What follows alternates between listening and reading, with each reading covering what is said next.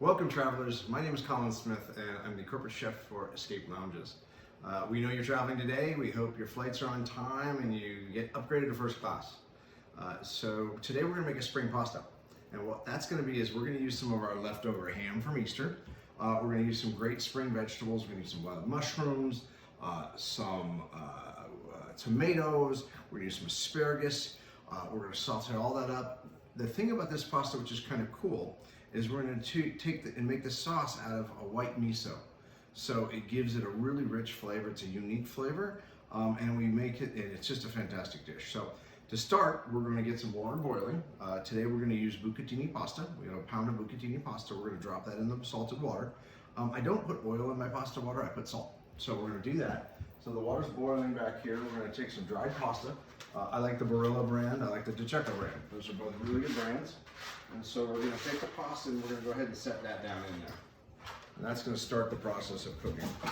The next thing we're going to do is we're going to grab some of these spring onions. We're just going to give a little simple chop on these spring onions and get our vegetables ready basically. So we're going to get the spring onions ready. We got this ham. So this is just the country ham that I had for Easter.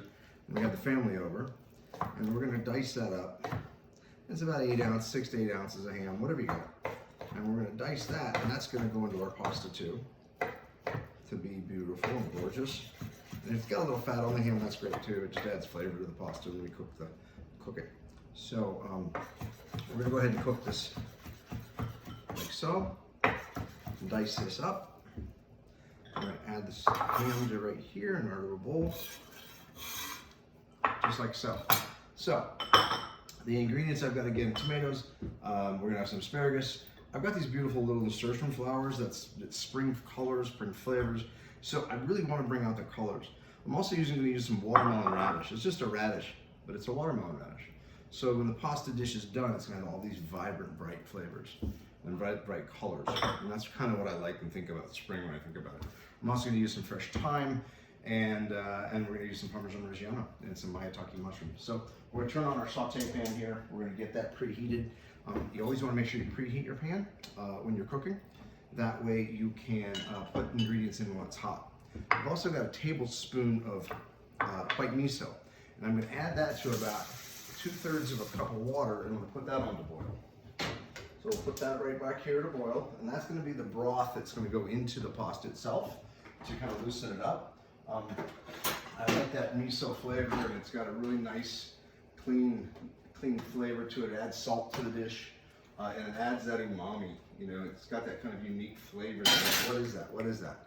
And that's kind of a cool thing for your guests to kind of go through when they're trying to identify what flavors are happening. So, our pan's heated up. We're going to get some extra virgin olive oil. We're going to take that, we're going to put it in our pan here. Then we are going to add our ham, because any of that fat on that ham, we want it to render out a little bit, add flavor to the dish. And this is also where I'm going to add the mushroom, the onions, and I'm also going to add the shallots to there as well. So we've got shallots and onions, we've got our ham in there, we've got our extra virgin olive oil in there, and that's all moving around like so. And we get that going to make this beautiful dish. While that's cooking, I've got, like I said, I've got the miso broth going on back there. These mushrooms here are maitakes, and they've got this amazing richness to them. They got a really great flavor to them. So that's going to go in the dish as well. We're also going to put some peas in the dish. Spring peas are fantastic. So spring peas and asparagus are going to go in there as well. Okay, next step, we've got our ham and our onions cooking there beautifully. We're going to add our asparagus, and we're going to add our peas, and then we're going to add our maitake mushrooms. So this beautiful mix is going to become a beautiful spring pasta.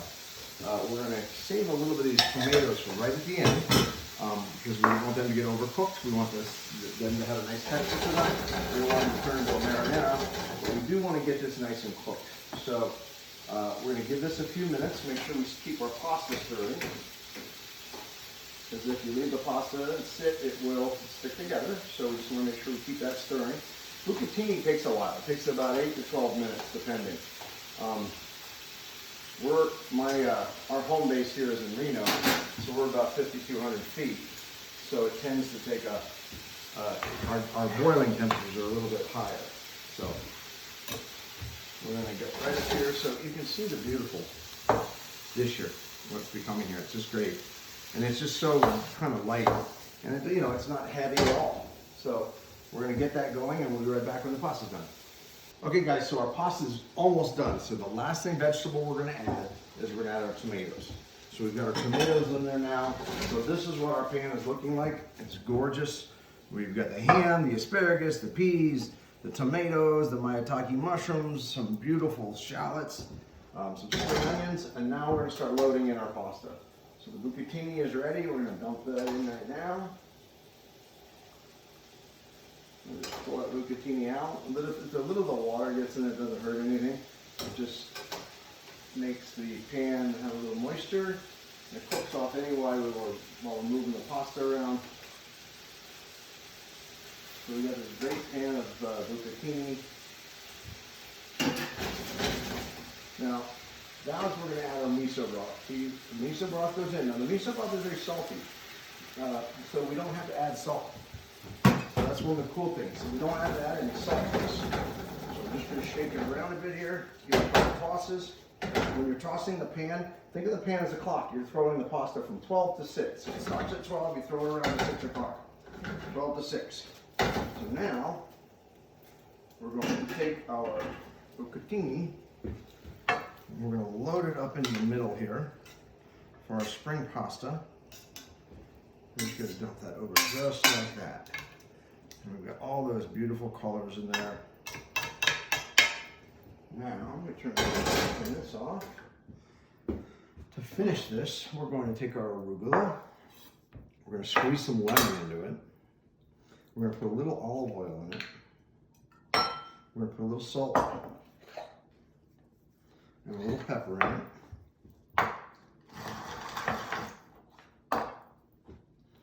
And we're going to just toss that around like so.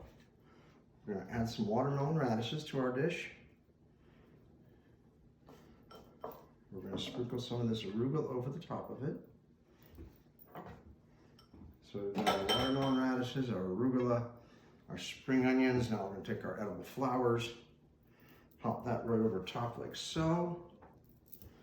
And then we're going to finish off with my favorite and everyone else's favorite, a little bit of Parmesan. So we're just going to take that and just go right over the top with it.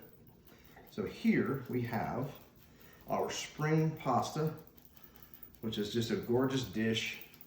And it's light. I can see us sitting out on the patio or by the pool, having this with a really, really nice crisp Riesling or a nice Sauvignon Blanc, our spring pasta. Hope you travel safe.